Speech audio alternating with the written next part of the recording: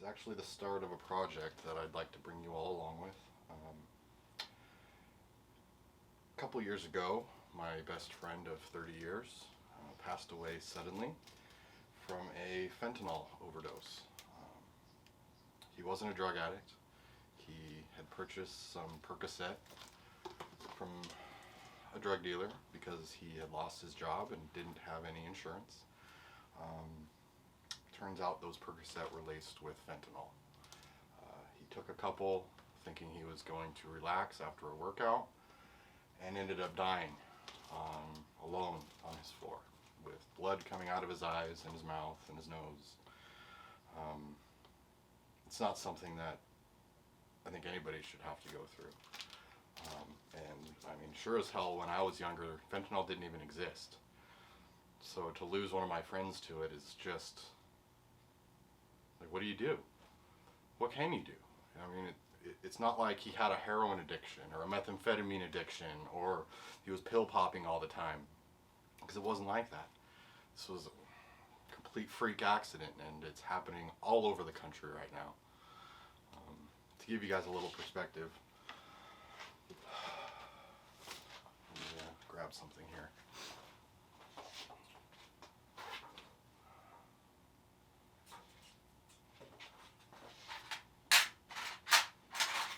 All right. So do we see this? Can you see that? Can you see the tip of that? Maybe not. Alright, well, focus, you fuck. So you see the tip of that? If I were to take the tip of that and touch a little pile of liquid fentanyl, the amount that sticks to the tip of this is enough to kill you. So what really happened is you get these drug dealers who want to make more money. And they figure, oh, well, if we just add this fentanyl, which is crazy powerful, into some fake drugs, we can make it appear like it's Percocet or Oxycontin. But the problem with that is they're mixing this shit in large batches. And if you mess up even the slightest bit and over-concentrate a single pill, you're killing the person that takes that. They're dead. There's no trip to the hospital, there's no stab in the heart. You're dead before any of that has a chance to arrive. So yeah. That being said, I've spent the last 2 years in a pretty deep depression hole. The guy was my brother. We didn't hide anything from each other. We shared everything. He was the kind of friend that you don't need to alter who you are around them, because whatever you are is good enough for them, and vice versa. Not something that comes along. It's not something that you can replace easily. It's lost. So throughout this video series, there's a couple of goals I'd like to hit. One, he never had a lot of money. He never found that thing in life that he was passionate about that also made money. So he struggled working menial jobs for 15 years. He knew he'd never be able to buy a really nice car. He knew he'd never be able to afford his dream car, which would have been something like a McLaren. But who has $1 million? So a little more realistic approach for him, because that's the kind of guy he was. He decided his favorite car was going to be a Subaru Impreza WRX. Now, the first one would have been something like a Bug-Eye. When they first came out, that's what really sparked the whole craze in him. But his favorite was actually a Hawkeye. 2007, he was able to buy one when he was about 30 years old. He was able to finally afford his dream car. He spent years trying to work towards it. He bought a couple of pieces of crap cars, paid them off, and got his credit up to where he could afford the loan. So he went out and bought a used 2007 Subaru Impreza WRX TR. It's not an STI, it's not even a plain WRX. It's got not the nice interior, everything's basic on it, but it had a turbo motor and it got him there. He had some pride in it. But because of lack of funds and choices in life, he was never really able to do anything to it. I look at the car and I see a clutch and a catback exhaust, and that's it. Like, that's all he was ever he could afford to do to it. But he was a car nut. I mean, our favorite game growing up was Need for Speed 2. That game gave both of us our favorite car in the McLaren F1. Still our favorite car till the day he died. So after he died, I wasn't sure what his parents were going to do with the car, or his sister, or his dad. So I said, if you're going to sell the car, I'd like a chance to buy it. I don't know why I said that. I already had a brand new car. I didn't need it. Maybe it was just me trying to hold on to a little piece of him. I really don't know. But that was 2 years ago now. We bought the car cash. It had a blown head gasket, had a bunch of daily driver damage all over it. I'd been broken into a couple of times, but none of that really mattered. I didn't care. I was hoping I could get my wife to drive it, but after repairing the heads and getting the car running, the lower end blew out. After 2 weeks, I got to drive it. So the car sat for another year. Well, I just wasn't sure what I wanted to do with it.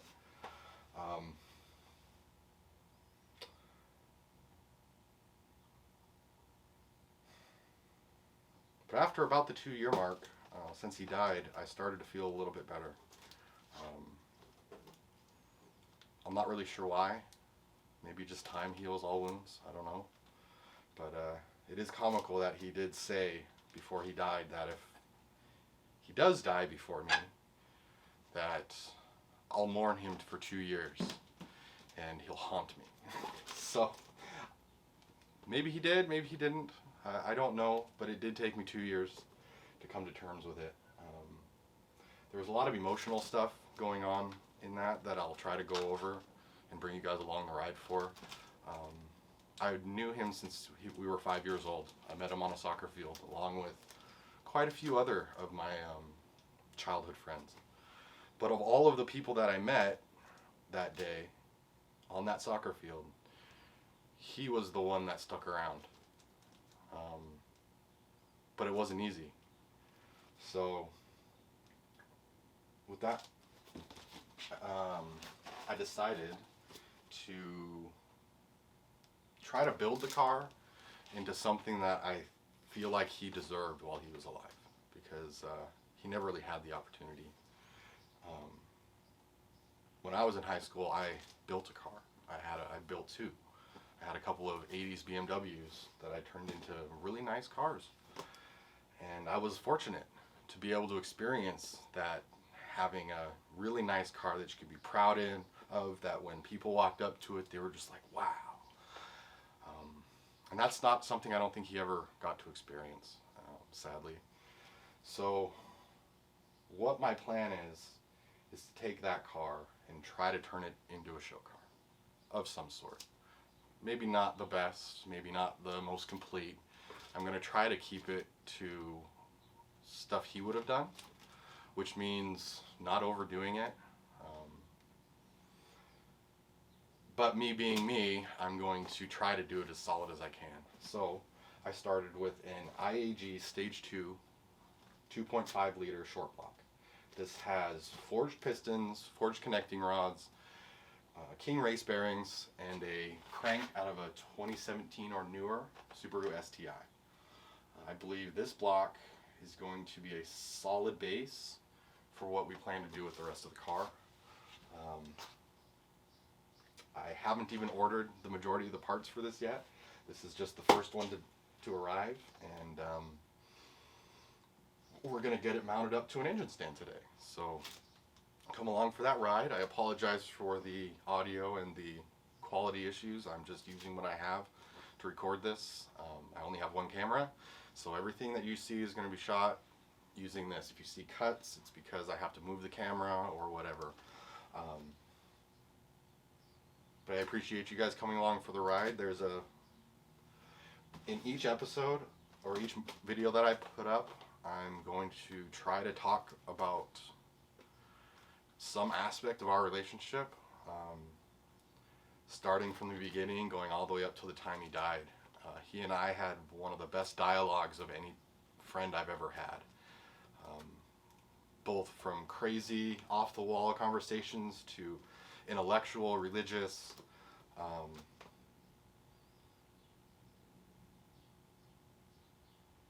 But even with that kind of connection, I still always had worries. He was the kind of person that I worried about taking their own life. For many years, I was worried about that, even up to the day I found out he died. I would call him, I would text him, I would send him messages on our gaming platforms. Any way I could, I would check everything to see if there was even a sign that he had been online recently, and I'd send him a message through it. Just hoping he would reach out. Usually it would take a day or two, but he always did, up until the last message I sent. So we're going to be talking about trauma, emotional damage, sexual assault of children, and how that affects you, the signs of hidden trauma, because a lot of this stuff we're so ashamed that it ever happened that we don't ever let it out, and we carry it with us, and that was the case with him. So I hope in these videos maybe somebody can get help, because I wasn't able to help him. I tried very hard, but without a support structure around you, there's really not much a single person can do. So with that being said, let's get into it. Let's unbox this bitch and get her up on an engine stand. At least that's the start, and we'll go from there.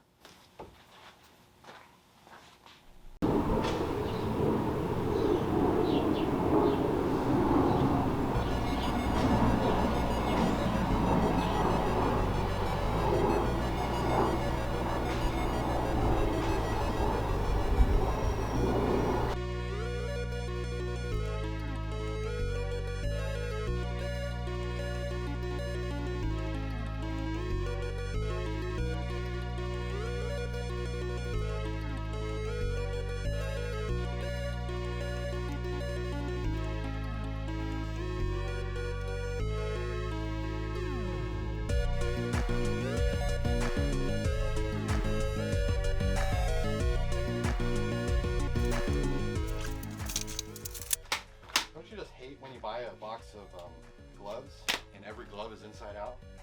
Don't you just love that? They're supposed to go on really easy. No, I have to take every single glove, flip it inside out. Somebody was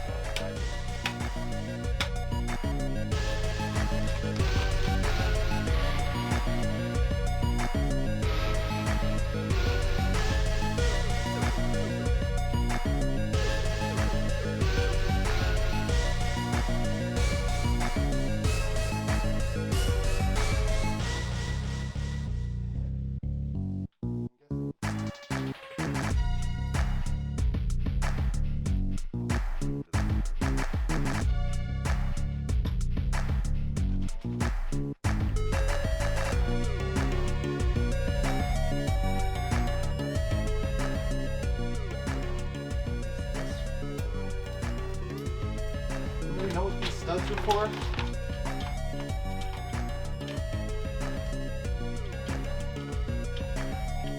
What is this? Is this how they carry it? That seems kind of... I'm not sure. I don't know.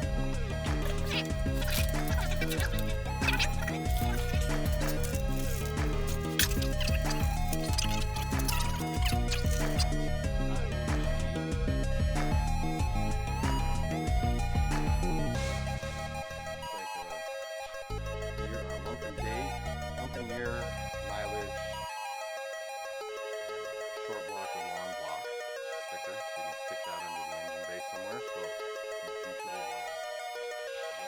we'll have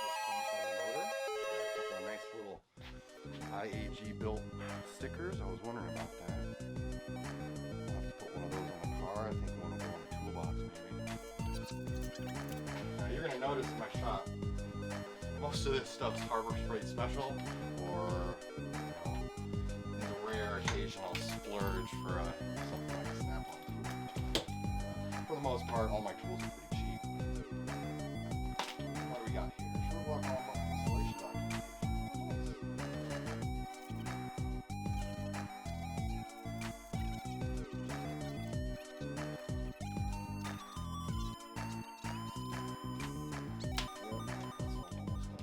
What I find interesting is they state right here, you must run a high quality AOS, air oil separator, or catch can when running a forged piston engine in your Subaru.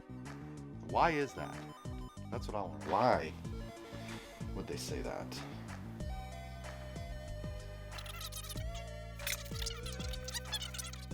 Engine oil, yep, that's all normal engine braking stuff. 3 oil changes.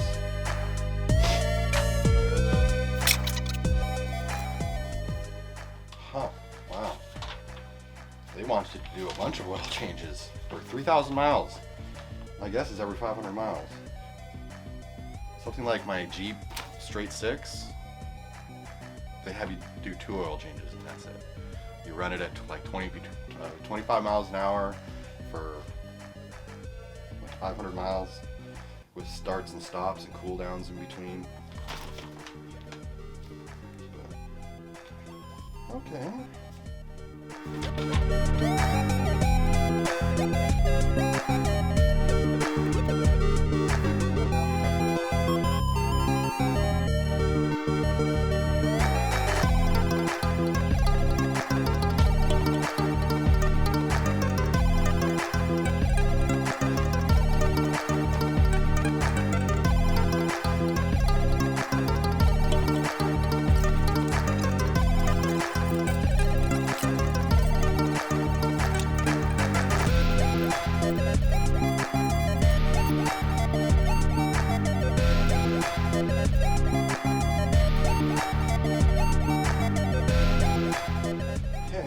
So I need a bolt, 4 bolts on like this, M10 by 2.5. Looks like I'm going back.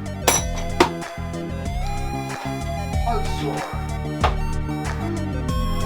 Just 11.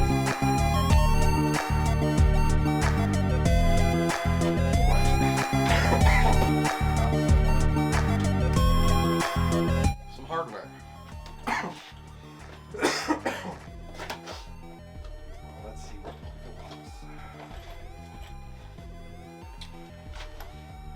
Okay, I never heard of this place. It's a lifesaver, I'll tell you that much right now. Not cheap. They are not cheap. They're gonna have pretty much everything. Let's see if I did my measurements right. Looks about right. Hopefully get this thing snug up. Looks right to me.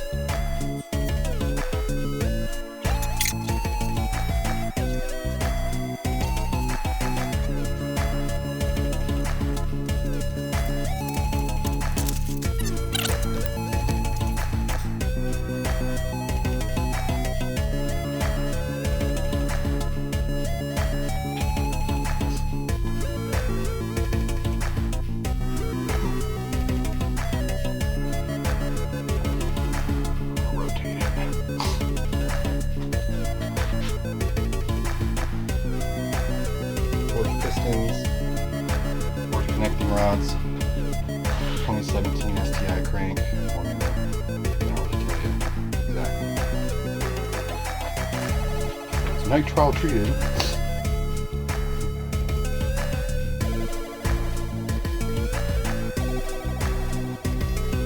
Isn't that just a cute little block?